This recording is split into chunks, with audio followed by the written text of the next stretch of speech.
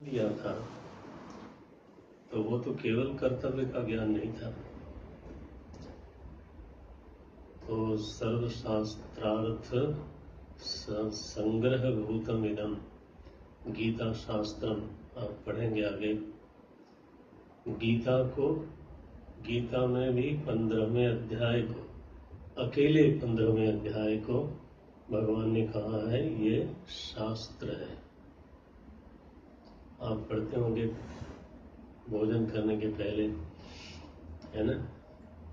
सर्व शास्त्रार्थ वेदांतार्थ, शास्त्र कह दिया, सर्व शास्त्रार्थ सार संग्रह भूतम इदम गीता शास्त्रम। तो उपदेश तो इतना बड़ा दिया। अब उसमें कर्मयोग का पूरा ज्ञान है, सांख्य योग का पूरा ज्ञान है, साधना का पूरा विज्ञान है। आप चतुर्थ अध्याय में देखते हैं 12 तरह के यज्ञ बताए वहां पर। तो साधना संबंधी पूरा ज्ञान है, ध्यान संबंधी ज्ञान बताया गया, फिर सृष्टि का ज्ञान बताया गया। एक बार नहीं बल्कि कहना चाहिए 4 बार। 6 अध्याय तक, चलो थोड़ा सा ऐसी बात कर लें, गीता के 6 अध्याय तक भगवान ने तत्पद का स्पर्श भी नहीं किया, केवल त्वम पद का ज्ञान दिया। केवल एक श्लोक में थोड़ा सा छूते हैं, तो वो बोलते हैं वहां पे बहुनी में व्यतीतानि जन्मानि तव चार्जुन तान्यहम वेद न त्वम वेत्थ परंतप। बस एक जगह थोड़ा स्पर्श किया है, अन्यथा 6 अध्याय तक तत्पद का स्पर्श नहीं है। कभी ऐसे भी देखना, हो सकता है दिखाया भी गया हो, नहीं तो ऐसे भी देखना 6 अध्याय के बाद जब आपका 7वां अध्याय आएगा तो भगवान ने त्वम पद को छोड़ दिया। जैसे हाँ, 7वें अध्याय का जब आरंभ होता है तो आप देखेंगे कहां से शुरू करते हैं, भैया सक्त मना पात। देखो वहां पे त्वम पद की अब चर्चा नहीं है। मैया सक्त मना पार्थ योगम युंजन मदाश्रय असंशयम समग्रम माम यथा ज्ञास्यसि। अब यहां पे तत्पद आ गया ना। 6ठे अध्याय तक त्वम पद, उसमें कर्मयोग, उसमें सांख्य योग, ठीक, उसमें फिर कर्मयोग का थोड़ा विस्तार 3रे अध्याय में, 4थे में साधन विज्ञान, 5वें अध्याय में फिर कर्म योग को ज्ञान योग का साधन बताया। योग युक्तो मुनिर्ब्रह्म नचिरे नाधिगच्छति। वहां साफ साफ लिखा कि जो कर्म योग है वो किसका साधन है, संन्यास का। ब्रह्म शब्देन अत्र संन्यासः उच्यते। ब्रह्म शब्द का वहां अर्थ है संन्यास, ध्यान रखना। तो इस तरह से चलता है अध्याय। और फिर त्वम पद का पर्यवसान कहाँ होगा? पर्यवसान माने होता है कल्मिनेशन। हाँ, त्वम पद का पर्यवसान कहाँ होगा? बोले त्वम पद के बोध में। स्वरूपस्थ होना ही त्वम पद का लक्ष्य है। भगवान बोलते हैं 6ठे अध्याय में, आत्मसंस्थम मन कृत्वा न किंचिदपि। देख लो, तो 6 अध्यायों में विचार का जिस तरह से विकास हुआ है उसका अंतिम पर्यवसान, उसका अंतिम कल्मिनेशन जहां होना चाहिए उसका उल्लेख उन्होंने कर दिया और शांत हो गए। अर्जुन को शंका जरूर हुई कि इस यात्रा में अगर मैं चलूं और बीच में थक जाऊं या फिर इसके पहले ही शरीर छोड़ दूं, लक्ष्य मिलने के पहले ही शरीर छोड़ दूं, ऐसे व्यक्ति को क्या बोलते हैं? योग भ्रष्ट। ठीक है, योग भ्रष्ट। तो काम गतिम कृष्ण गच्छति। अर्जुन पूछते हैं, बहुत बढ़िया सवाल। गीता जी तो अमृत है, आप जितना उसको मंथन करोगे तो उतना अमृत निकलेगा। कैसा पूछता है अर्जुन? काम गतिम कृष्ण गच्छति कच्चिन्नो भय विभ्रष्टा छिन्नाभ्रमेव सम। तो ये स्थिति है, ये सवाल किया। भगवान ही आश्वासन दे सकते थे इस बिंदु पर, और कोई आश्वासन दे नहीं सकता। क्या बोला उन्होंने? नहीं कल्याण कस्य दुर्गतिम तात गच्छति आर्थ नैवेह नामुत्र न यहाँ और न अमुत्र। अमुत्र माने परलोक में। ऐसे साधक की कभी भी दुर्गति नहीं होती। आप सोचो, ये भगवान के अलावा कोई बोल नहीं सकता था, क्योंकि बहुनी में व्यतीतानि जन्मानि तान्यहम वेद। उन सारों को मैं जानता हूं। त्वदीयानि मदीयानि सर्वाणि। अपने भी जन्म को जानता हूं, तुम्हारे को भी जानता हूं, और अन्य सभी के भी जानता हूं। ऐसा भगवान ने बोला है। तो तभी वो ये बोल सकते थे, दुर्गतिम तात न गच्छति। ठीक है ना? तो ये चौथे अध्याय में उन्होंने आश्वास, छठे अध्याय में उन्होंने जो आशंका हो सकती थी किसी के मन में, उस आशंका को मिटा दिया। लेकिन सातवें अध्याय से अगर तुम देखोगे, इस नजरिए से कभी पढ़ना, सातवें अध्याय से उन्होंने तम पद को छोड़ दिया। माम ज्ञास्यसि यथा, और वो भी कैसा? असंशयम। आप समझते हो ना, भगवान ने बोला असंशयम समग्रम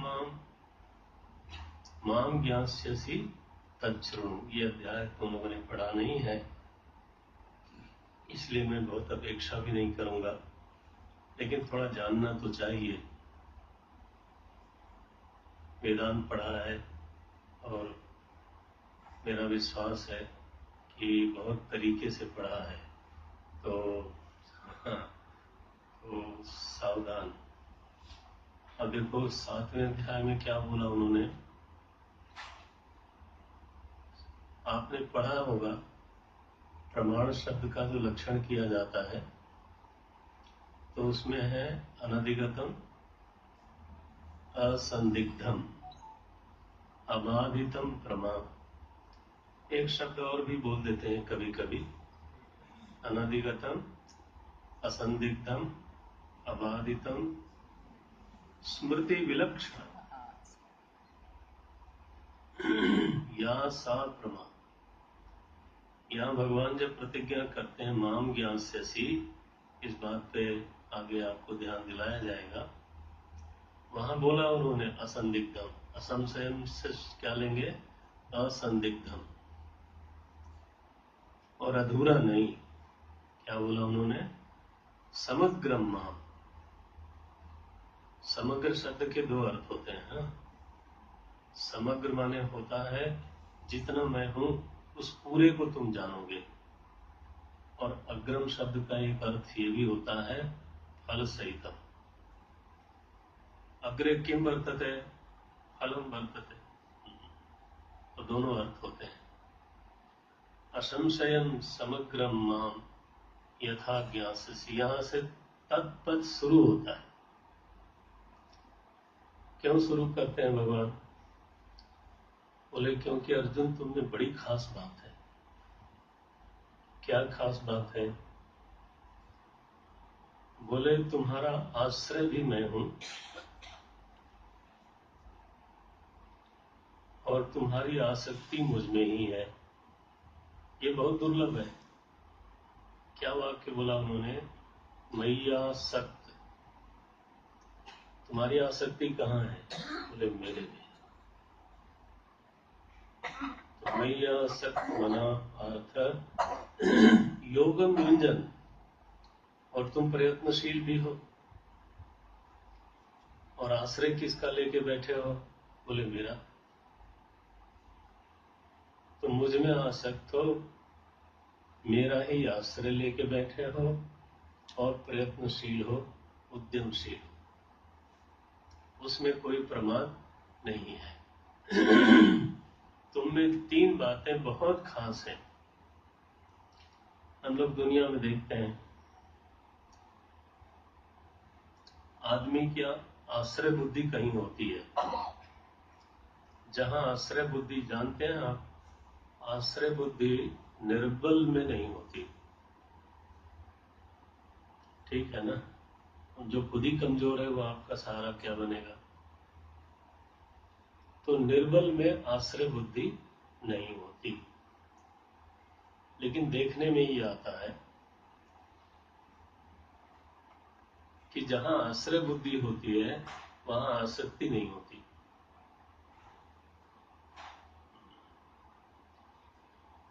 आसक्ति, अब देखो घर में कई बार छोटा बच्चा होता है, उसको खुद ही बहुत सारे सहारों की जरूरत है, लेकिन पूरे परिवार का की आसक्ति कहाँ है? उसी छोटे बच्चे में। प्रेमास्पद में आसक्ति होती है और बलवान में आश्रय बुद्धि होती है। बस ये योग है। क्या कह दिया मैंने? बलवान में आश्रय बुद्धि होती है और जो प्रेमास्पद है ना, प्रेम का आस्पद है, वहां आसक्ति होती है, चाहे वो छोटा बच्चा। हम तो देखते हैं कई बार पूरा घर उसी के आगे पीछे घूमता रहता है। बच्चा छोटा सा है तो वो आपका सहारा तो नहीं बन सकता, लेकिन आसक्ति उसी में है। तो अर्जुन की विशेषता क्या हुई कि भगवान में आसक्ति है उसकी, बहुत बड़ी बात है। और भगवान में आश्रय भाव भी है। और तीसरा है कि वो प्रयत्नशील है, प्रमादी नहीं है। तो चूंकि तुम ऐसे हो, इसलिए अब मैं अपने बारे में बताऊंगा। तुम्हारे बारे में बता चुका, अब मैं अपने बारे में बताता हूं। क्या बोलते हैं? असंशयम समग्रम माम यथा ज्ञास्यसि तच्छृणु। 7वें अध्याय का बिल्कुल पहला मंत्र यह है, यहां से शुरू करते हैं। अपने बारे में बताते बताते बताते 10वें अध्याय तक तो बताया।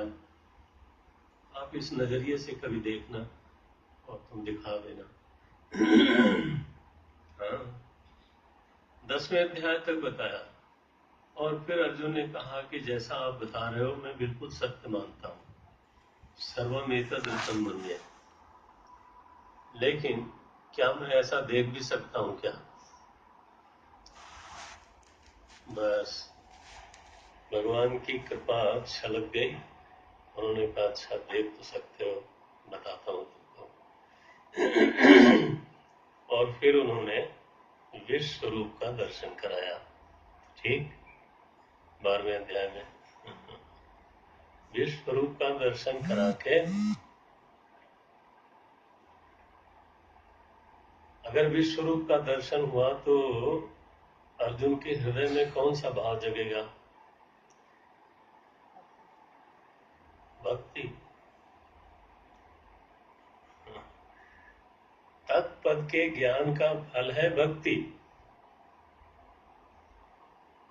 त्वम पद के ज्ञान का फल है स्वरूपावस्था। देख लो, तो पहले अध्याय से लेकर के छठे अध्याय तक जो बोध कराया उसका पर्यवसान कहाँ हुआ? स्वरूप में। और तत्पद का जब ज्ञान कराया तो उसका पर्यवसान कहाँ हुआ? भक्ति में। ये तुम्हारे 12 अध्याय तो हो गए। मैं तो केवल स्मृति बोलने चला था। 12 अध्याय हो गए। 13वें अध्याय से लेकर 15वें तक एकत्व का वर्णन है। 13वें में देखो, 14वें में देखो, मत भाव, मेरे भाव को प्राप्त हो जाता है। यदा दृष्टा अनुपश्यति। हाँ, कैसे है?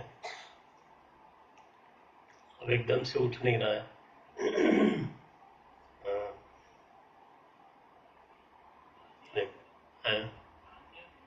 हाँ, नान्यम गुणेभ्यः कर्तारं यदा दृष्टानुपश्यति गुणेभ्यश्च परम दृष्ट्वा मद्भावम सोधि गच्छति। ये एकत्व का बोध है। ये देखो,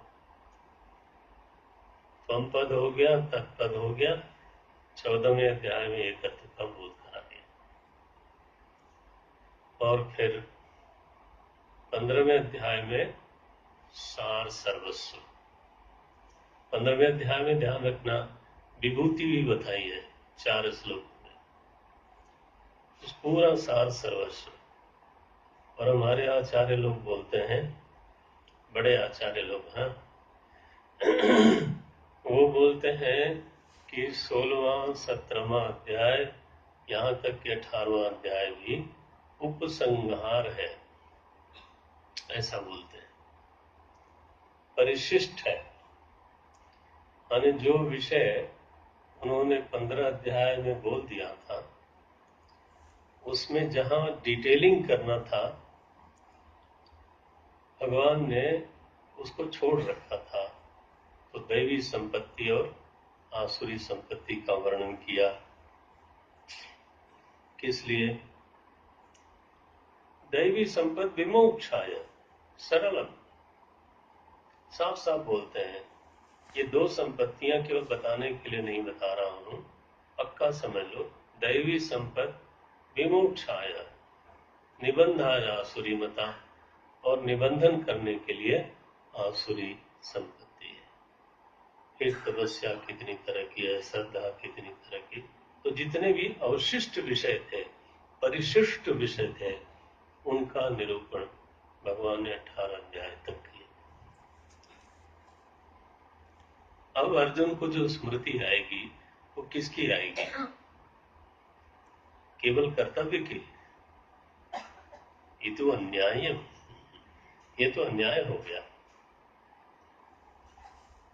स्मृति, और स्मृति तो संस्कार जन्य होती है।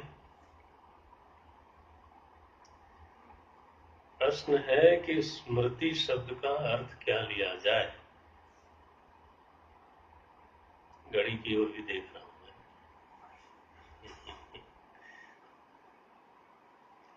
एक बहुत गंभीर मीमांसा का विषय है, आपके कान में पड़ जाए। मैं कहूं, एक बार पूज्यपाद स्वामी करपात्री जी महाराज विराजमान थे और पूज्यपाद वामदेव जी महाराज बहुत बड़े संत हुए। हाँ, उनके साथ बैठे हुए थे, उनके चरणों में राधर। तब ये सवाल किया उन्होंने कि अत्र स्मृति शब्द से को अर्थ है, यहाँ पे स्मृति शब्द का अर्थ क्या लिया जाए। स्मृति तो भाई अनुभवजन्य, अनुभव हुआ हो पहले से, उसका संस्कार होता है। तो ये तुम्हारे लिए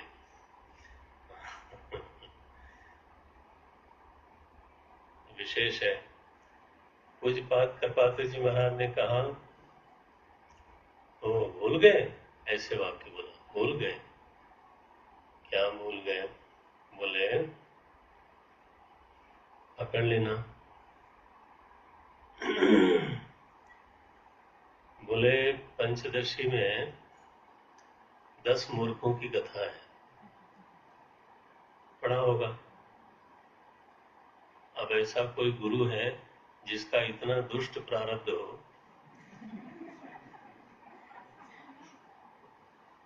कि सारे ही सारे महापुरुष हो, तो फिर क्या कहना।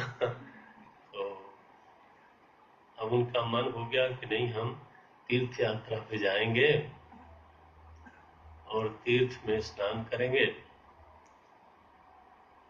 तो गुरु ने इतना कह दिया कि अच्छा स्नान तो कर लेना, लेकिन उस पार जाने के बाद गिन लेना जरूर कि 10 के 10 हैं कि कोई बीच में डूब गया। तो एक बार ऐसा हुआ कि उस पार पहुंचे और गिनती गिनी तो उन्होंने कहा 9 हैं। एक कहाँ गया? बोले एक तो फिर डूब ही गया। तो तब तक दूसरा आदमी आया, उसने कहा कि अरे नहीं भाई, दशमः अस्ति, इसको बोलते हैं परोक्ष ज्ञान। श्रद्धा थी उस महापुरुष में, तो 9 को ये सुनने को मिला कि नहीं नहीं, 10वां डूबा नहीं है, 10वां भी है। अच्छा, लेकिन देखा तो है कहाँ वो। तो उसने लाइन में सबको खड़ा किया। ध्यान रहे, बहुत बड़े महात्मा की बात है। उनको हमारे सनातन धर्म में धर्म सम्राट कहा जाता था। धर्म सम्राट पूज्यपाद स्वामी कृपात्री जी महाराज। तो उन्होंने कहा कि लाइन में खड़ा किया, तो उसके हृदय पे हाथ रखा। बोले तुम गिनो अपने को, 1 2 3, ऐसे गिनते गया। 9 हो गए और फिर जब 10वां के सामने खड़े हुए तो उसके हृदय पर हाथ रखा और कोई कोई महात्मा लोग हैं बोलते हैं, उसको एक लपड़ लगाया।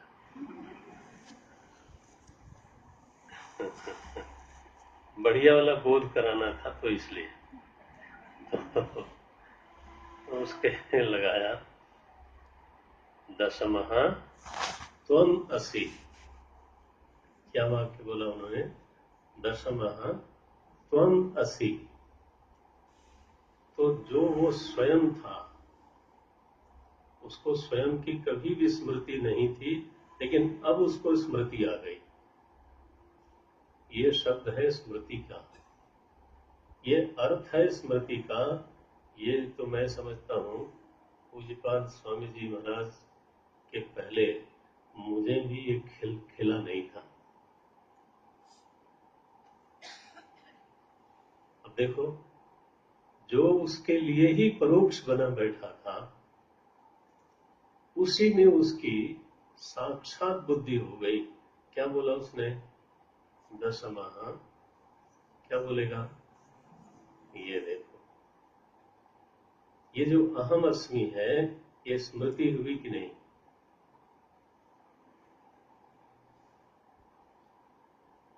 देखो, तो इसलिए ये शब्द बहुत गंभीर है, साधारण नहीं, जल्दी घट नहीं सकता, बुद्धि में खिलता नहीं है। लेकिन महात्माओं की कृपा होती है ना, तो वो जिस तरह से इसको प्रकट कर देते हैं। आप सोचो, अर्जुन ने कहा नष्टो मोह, और जिसको मैंने परोक्ष समझा था, अब मुझे स्मृति है कि वो तो मैं ही हूं। नष्टो मोह स्मृतिर्लब्धा। अच्छा, तो क्या करोगे?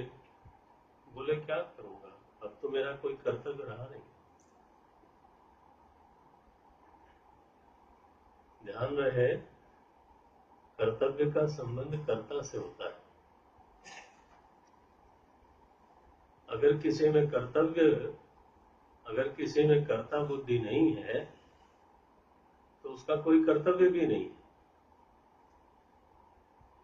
तो तुम क्या करोगे? आप बोले अब मेरा तो कोई कर्तव्य बचा नहीं, करिष्ये वचनं तव। आप जो आज्ञा करोगे वो होगा। मुझ में कोई संस्कार वासना अब शेष नहीं है।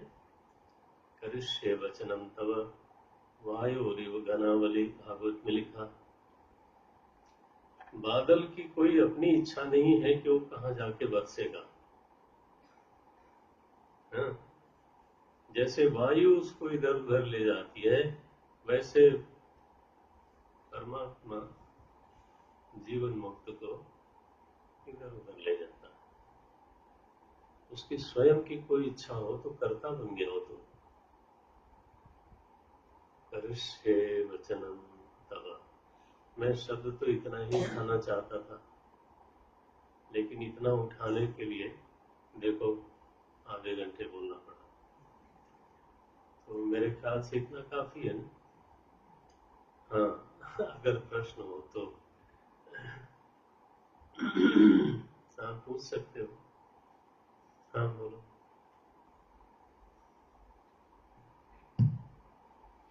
पूज्य स्वामी जी के चरणों में सादर प्रणाम। स्वामी जी, विवरण प्रस्थान और भामती प्रस्थान, इन दोनों में अगर स्वामी जी थोड़ा भेद के बारे में उनका क्या है वो थोड़ा बता सकते हैं। और दूसरा सवाल यह है कि साधक को इनमें समन्वय करना है या नहीं, अगर यदि करना है तो कैसे करना है?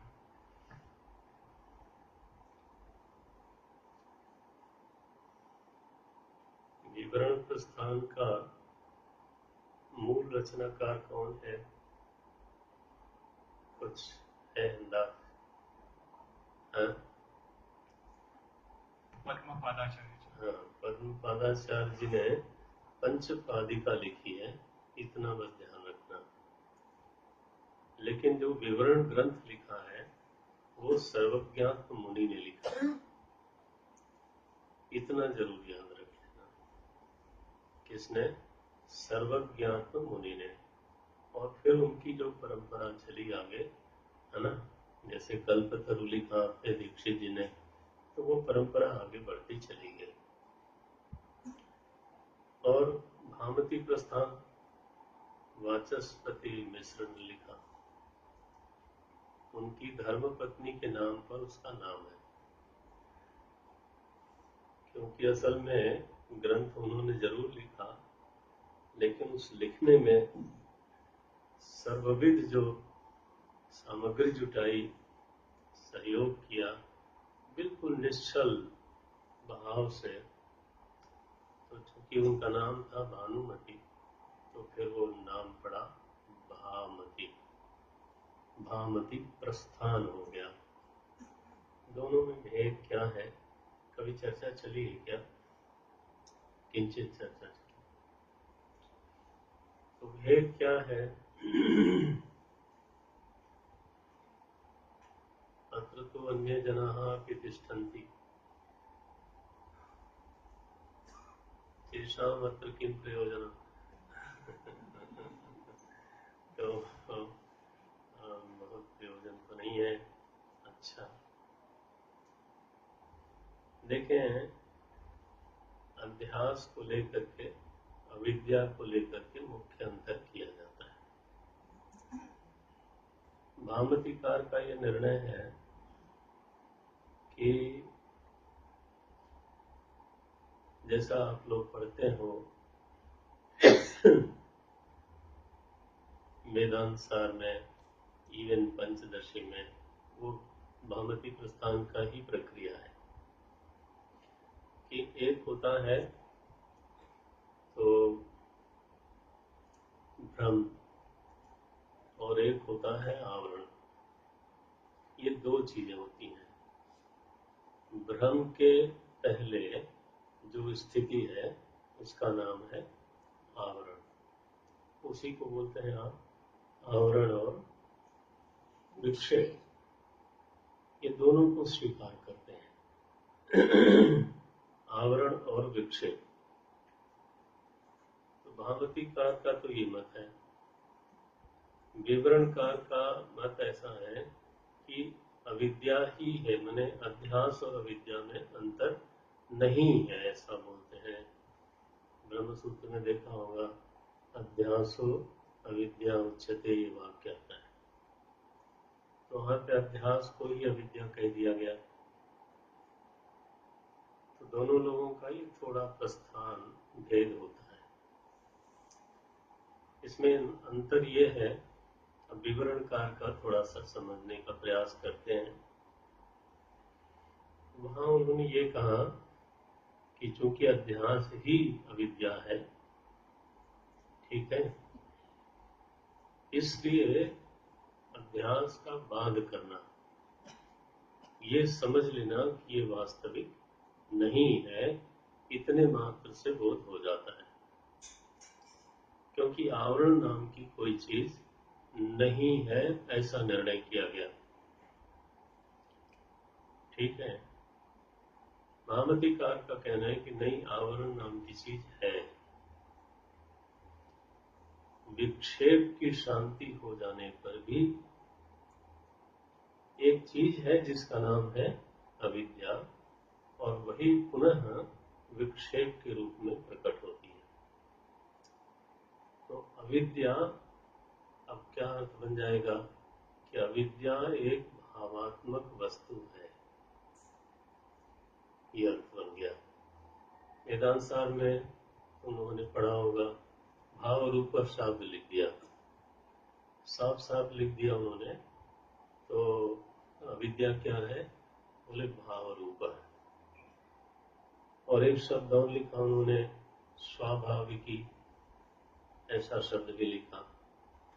तो स्वाभाविक है, भाव रूप है।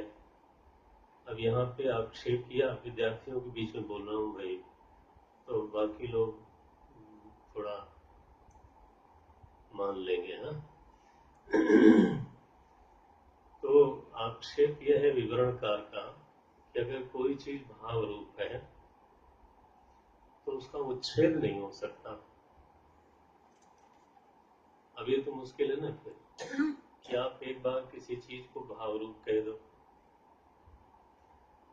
तो गीता जी का आश्रय लो, दूसरे अध्याय का 16वां श्लोक होगा मेरे ख्याल से, ना सतो विद्यते भाव। अब देख लो, अब वहां पे किसका पक्ष गया? तो ना सतो विद्यते भावः, ना भावो विद्यते सतः, सतः अभावः कदाचिदपि न विद्यते। तो कदाचित शब्द से अध्याहारं कर्तव्यम्। ठीक है। तो ना सतो विद्यते भावः, ना भावो विद्यते सतः, ऐसे अन्वय कर लेना। सतः कदाचिदपि अभावः न विद्यते। तो अगर कोई वस्तु सद्रूप है तो फिर ये कहना कि वो सद्रूप है लेकिन उसका कभी अभाव भी हो सकता है, ये थोड़ा आक्षेप हो जाता है। उन्होंने कहा दो तो श्रेणियां हैं, एक है असत। असत वो वस्तु है जिसका कभी भी भाव नहीं हुआ।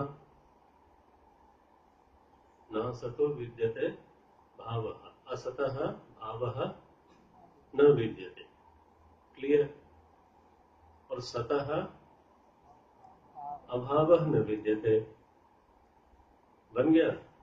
तो अब भाव रूप है जो कहा है, हम लोगों ने पढ़ा भी है अनेक ग्रंथों में, भाव रूप शब्द आता है।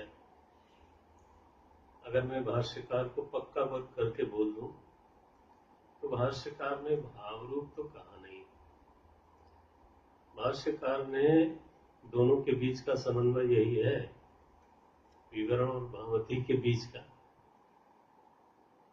भाष्यकार ने वहां कहा क्या, अनिर्वचनीय रूपा। उन्होंने दोनों को छोड़ा हुआ है, ठीक है, न भाव रूप कहा न अभाव रूप कहा। विवेक चूड़ामणि पढ़ा होगा, सन्ना पिसन्ना उभयात्मिका नो, भिन्ना पभिन्ना उभयात्मिका नो, सांगा प्यनंगा। अब देख लो, सांग है कि अनंग है, बोले दोनों नहीं है, और जब तक है तो दोनों हैं अपेक्षा से। भिन्न है कि अभिन्न है, बोले दोनों नहीं है, और है तो दोनों संदर्भ में है भाई। जगत अगर दिख रहा है तो उसका कारणभूत जो आवरण है उसको होना चाहिए, लेकिन अगर परमार्थ दृष्टि से देखा जाए तो जब परमार्थ के अलावा कुछ है ही नहीं, हाँ, तो फिर कोई चीज क्यों होगी। प्रपंच और प्रपंच का कारण दोनों नहीं हो सकता। बोले तो आप क्या कहना चाहते हो, बोले मैं कहना चाहता हूं अनिर्वचनीय रूप। ये बहुत बढ़िया पंक्ति है, 3-4 श्लोक गिना गिना करके, ठीक है ना। तो भाष्यकार का इस समय दृढ़ मत है क्या, अनिर्वचनीय रूपा। और भाष्यकार हमेशा ये शब्द बोलते हैं, अनिर्वचनीय। हमारी ख्याति, ब्रह्मसूत्र जब पढ़ोगे तुम लोग तो आएगा, हमारी ख्याति अनिर्वचनीय ख्याति है। क्या ख्याति बने कहने का ढंग, ख्या बने कहना, व्याख्या बने कहना। तो कहने के ढंग को बोल देते हैं ख्याति। बहुत सरल भाषा में बोल रहा हूं। तो ये जो ख्याति है वेदांत की, वो है अनिर्वचनीय। इसलिए अगर भाष्यकार को पकड़ के रखोगे तो वो किसी और झुके हुए नहीं दिखाई देंगे। आवरण और विक्षेप, वहां कार्य कारण संबंध दिखाई देता है। यहां वो कहते हैं कि आवरण का कभी दर्शन नहीं हुआ है, तो सूक्ष्म विषय। आवरण का कभी दर्शन नहीं हुआ। आवरण माने क्या, अज्ञात मानना पड़ेगा ना। विक्षेप तो हमें दिखाई देता है, भीतर का भी और बाहर का भी। तो विक्षेप तो मालूम पड़ता है, लेकिन आवरण अगर वो आवृत्त है तो वो अव्यक्त है। अव्यक्त है माने अज्ञात है। तो अज्ञात वस्तु है, यह केवल अनुमान ही तो कर सकते हैं। अज्ञात वस्तु है, इस बात में प्रमाण क्या है। अच्छा, तो जब वेदांत बोध होता है तो आप क्या करते हो। अद्वैत की बात करनी पड़ रही है, करना पड़ेगा। विद्यार्थी थोड़ी तो उम्र हो ही गई इनकी। तो जब आप अविद्या की निवृत्ति की बात करते हो तो उस समय क्या बोलते हो, हम लोग क्या बोलते हैं वो बोलता हूं, अतद वृत्ति व्यावर्तनम। ये शब्द सुना होगा। वेदांत प्रमाण है, ठीक है ना, वेदांत प्रमाण है, लेकिन न ज्ञापकत्वेन, वो ज्ञापक होकर के प्रमाण नहीं है। फिर कैसा है, बोले अतद वृत्ति व्यावर्तक होकर के प्रमाण। अतद माने जो सही नहीं है, अयथार्थ है, ठीक है, उसका व्यावर्तन करना। अंग्रेजी में बोलेंगे तो ऐसा बोलेंगे, जो सही नहीं है उसको फॉल्सिफाई करना, उसको जान लेना कि ये सही नहीं है। जैसे तुम्हारे बारे में सीधे सीधे बोलो तो हमारे भीतर ज्ञातृत्व स्फुरित होता है, अहम ज्ञाता अस्मि, ऐसा मालूम पड़ता है, सभी को मालूम पड़ता है। अब अगर सही सही वेदांत का विचार होगा तो निर्णय क्या होगा कि यह जो ज्ञातृत्व है, यह जो जानामी का अनुभव है, it is a false experience.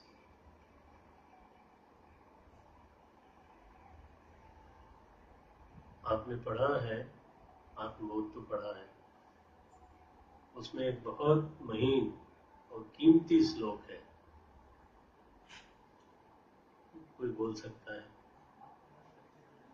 आत्मनः आत्मनः, जोर से बोलो,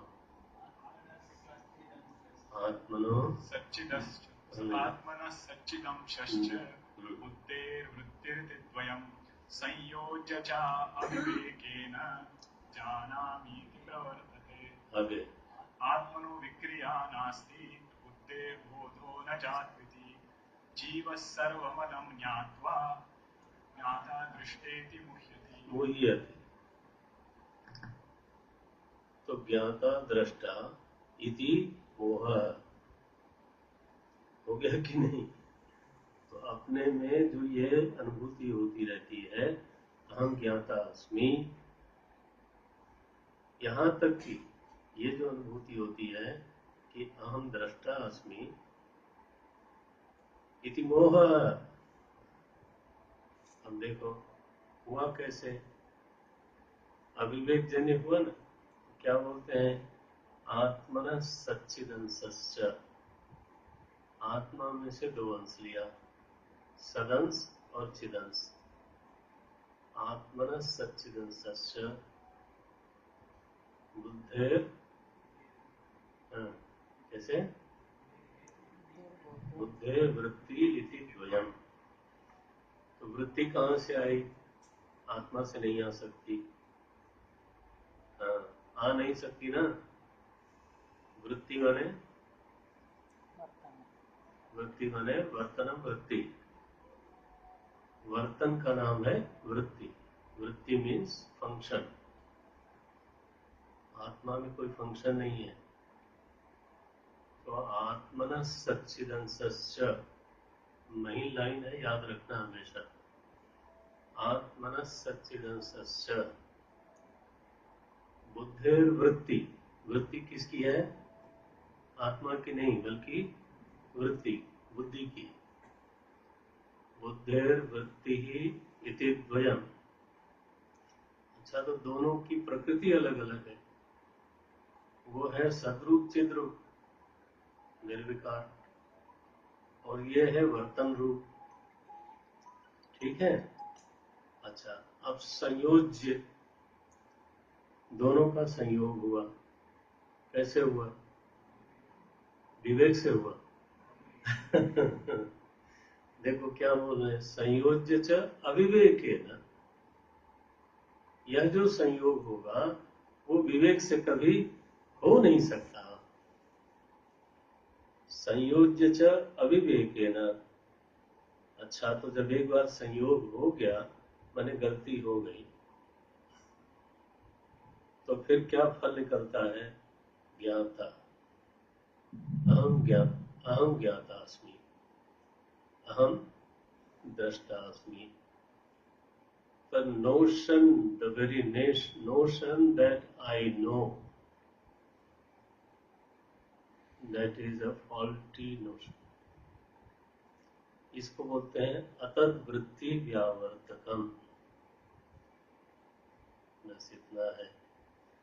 विवरण प्रस्थान के बारे में सवाल किया। विवरण प्रस्थान कहता है कि प्रमाण के संदर्भ में, प्रमाण विचार में, the only falsifications happens. ठीक है? तो अगर फॉल्सिफिकेशन ही संभव है, तो आवरण अगर बना रह जाए,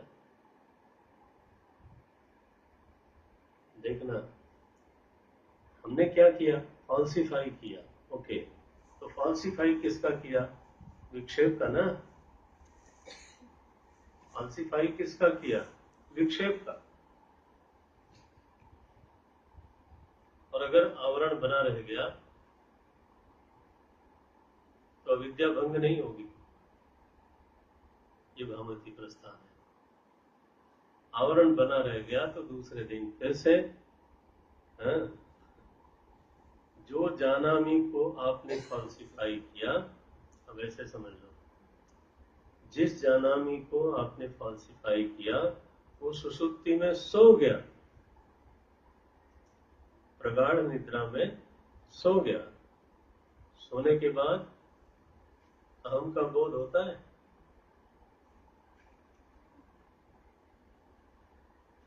सोच के देखो, सोने के बाद अहम का बोध होता है?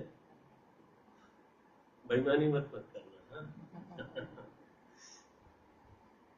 सोने के बाद किसी को अहम का बोध नहीं होता।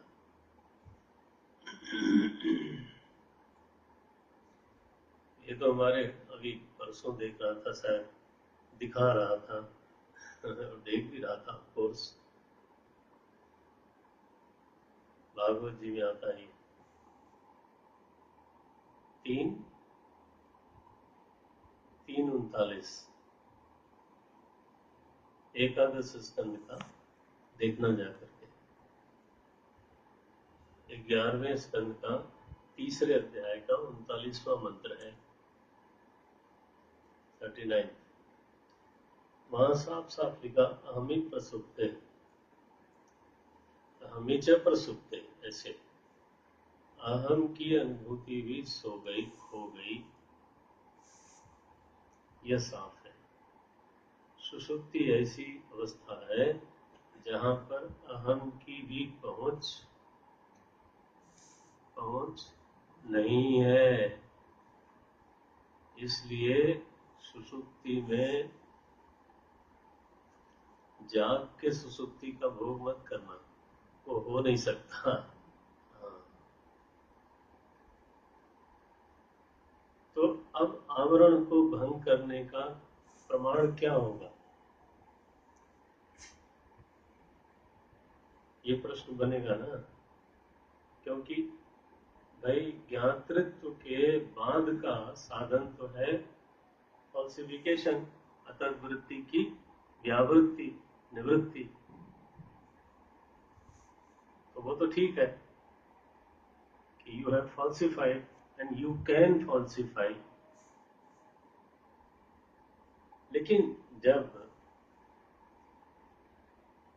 है ना, जब आवरण की स्थिति बन गई, वहां किस प्रमाण की जग पहुंच है जहां जाकर के वो उसको भंग करेगा या निवृत्त करेगा।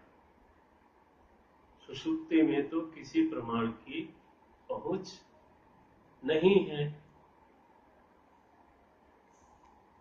तो इस दृष्टि से तो हाँ, आवरण का भंग कभी कभी होगा ही नहीं। ये विवरण प्रस्थान,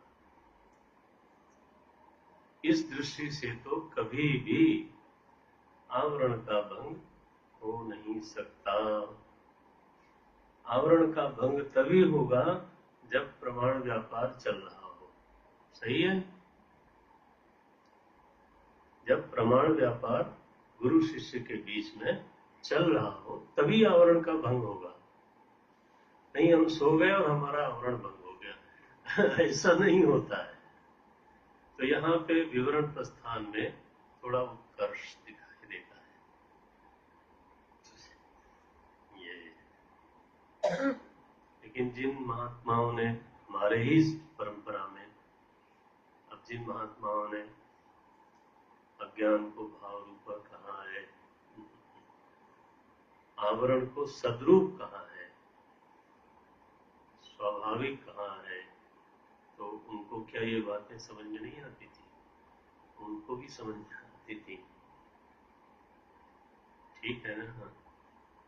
तो फिर वो लोग आवरण भंग का उपाय क्या बताते हैं, ये देखना पड़ेगा।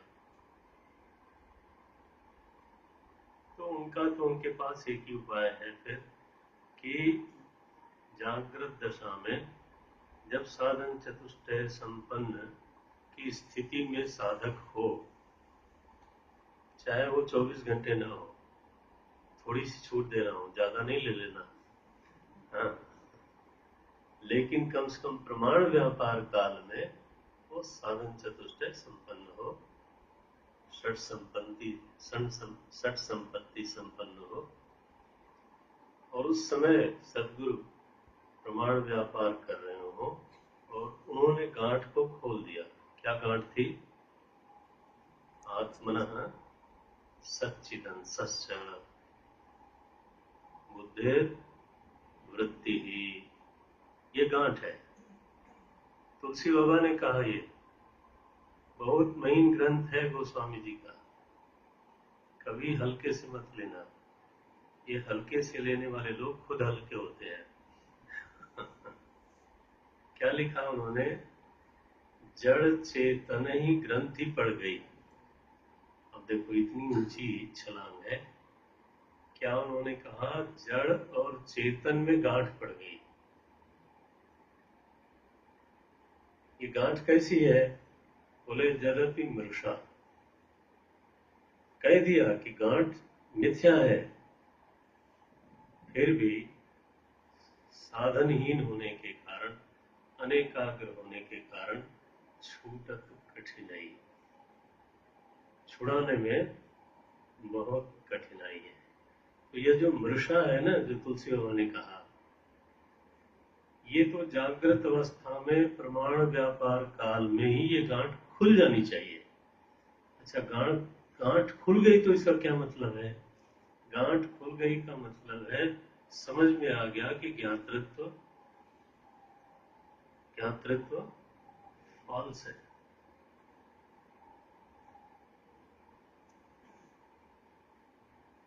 जो आप और हम अनुभव करते हैं, अहम जानामि, it is a false notion. ध्यान करो ऐसा, और इस ध्यान को भला बनाए रखो। यही ना द बेसिक जो अनुभूति है हमारी, अहम जानामि, पहली अनुभूति यही है। जानाति, फिर इच्छति, फिर करोति। यही 3 तरह के अनुभव होते हैं, लेकिन मूल में है जानाति।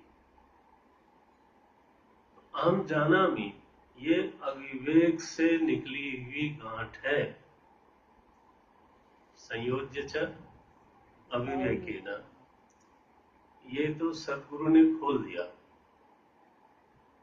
ये रही बुद्धिवृत्ति, और आत्मा निर्विकार सच्चित रूप में बना रहा।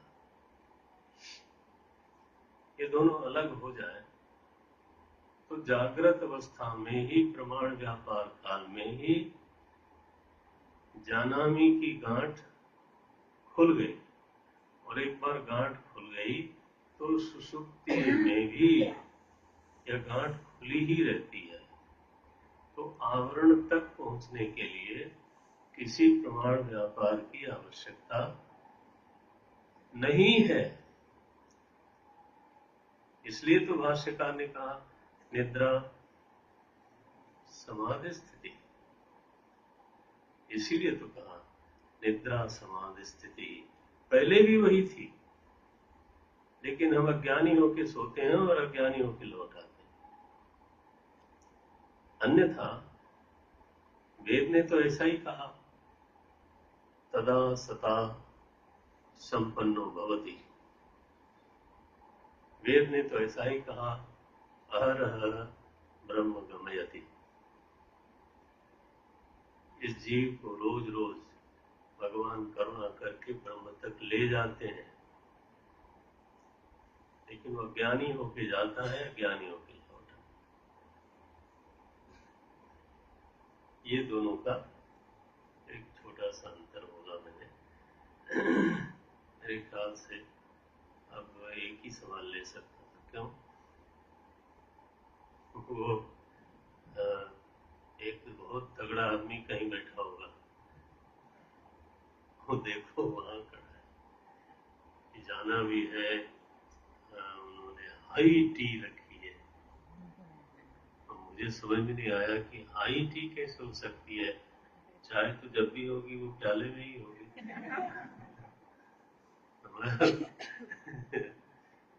अब ये है, बच्चों के साथ तो मन लग जाता है, क्या करूं। इसलिए आज कोई प्रोग्राम नहीं रखना चाहिए। और वो लोग कोई एक और ले लेता हूँ, जो भी पूछना।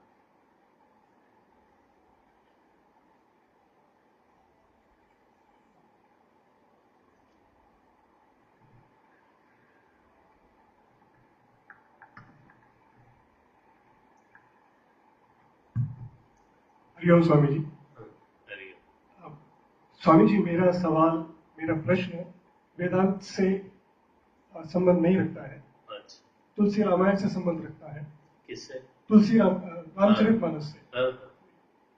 हाँ, पूज्य स्वामी जी ने हमें रामचरितमानस पढ़ाया बहुत सुंदर तरीके से, और इसमें श्री राम जी के प्रति अटूट भक्ति प्रदर्शित होती है। और क्योंकि मैं उत्तर भारत से हूँ और स्वामी जी भी प्रमुख आचार्य रहे हैं उत्तर भारत के, तो मेरा जो प्रश्न है वो सामाजिक परिवेश से संबंधित है। और ये मेरा एक जेन्युइन प्रश्न है स्वामी जी, इसको मैं समझना चाहता हूँ कि गोस्वामी तुलसीदास जी ने श्री राम जी के लिए, भगवान श्री राम जी के लिए बहुत सुंदर तरीके से भक्ति को प्रदर्शित किया, लेकिन उन्होंने कुछ कुछ जगह पर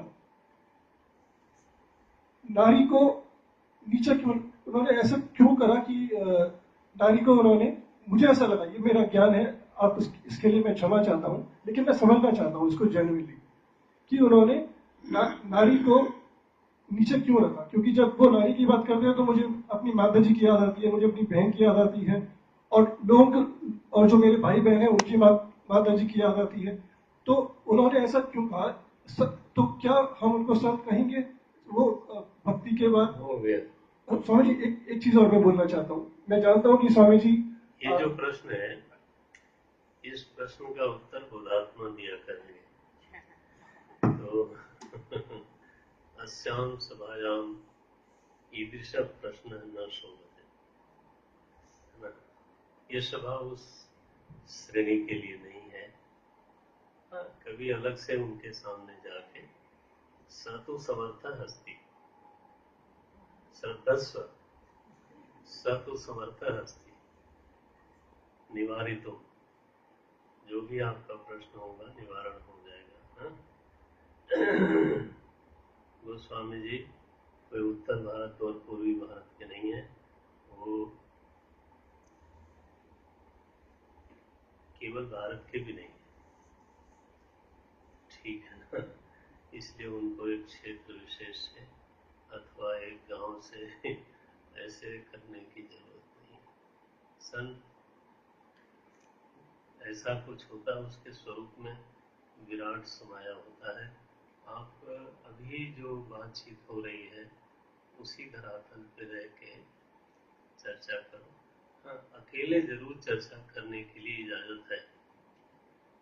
और आपके सामने एक व्यक्ति बैठा है जो समर्थ है, हम जानते हैं, ठीक है, वो आपकी इन प्रश्नों का भी उत्तर निपटा देगा, जानबूझ के निपटा देगा, बोल रहा हूं। तो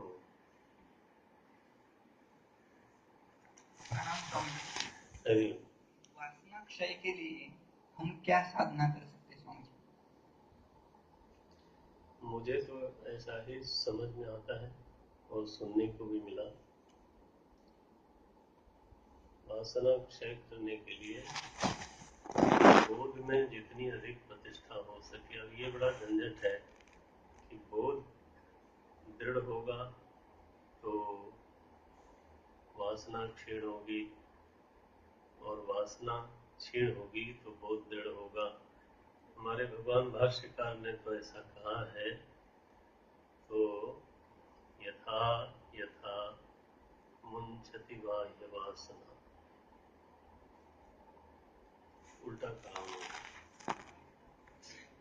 यथा यथा प्रत्यक अवस्थितम मनः। अब अब देख लो उन्होंने जो कहा वो उससे हटके मैं कह नहीं सकता। यथा यथा मुंचति यथा यथा प्रत्यगवस्थितं मनः तथा तथा मुंचति बाह्य वासना। यही तो छुड़ाना चाहते हो ना। तो प्रत्यगात्मा में अवस्थिति को दृढ़ करें, तत्संबंधी श्रवण करें, तत्संबंधी मनन करें, तत्संबंधी निधिध्यासन करें। वासना के पीछे क्यों दौड़ रहे हो लठ लेकर के, कोई जरूरत नहीं है। श्रवण मनन निधिध्यासन करो, काम ज्यादा अच्छा रहेगा। निशेष मोक्षे सति वासनानाम आत्मानुभूति प्रतिबंध शून्या। भाष्यकार ने लिखा। अब मैं तो उनके चरण सेवक, भाष्यैक शरणः अस्मि। मैं तो भाष्य की ही शरण में रहता हूँ। उनसे हट करके कोई बात कहने की न सामर्थ्य न इच्छा है, चाहता भी नहीं हूँ। तो इति अलग एक कभी देखो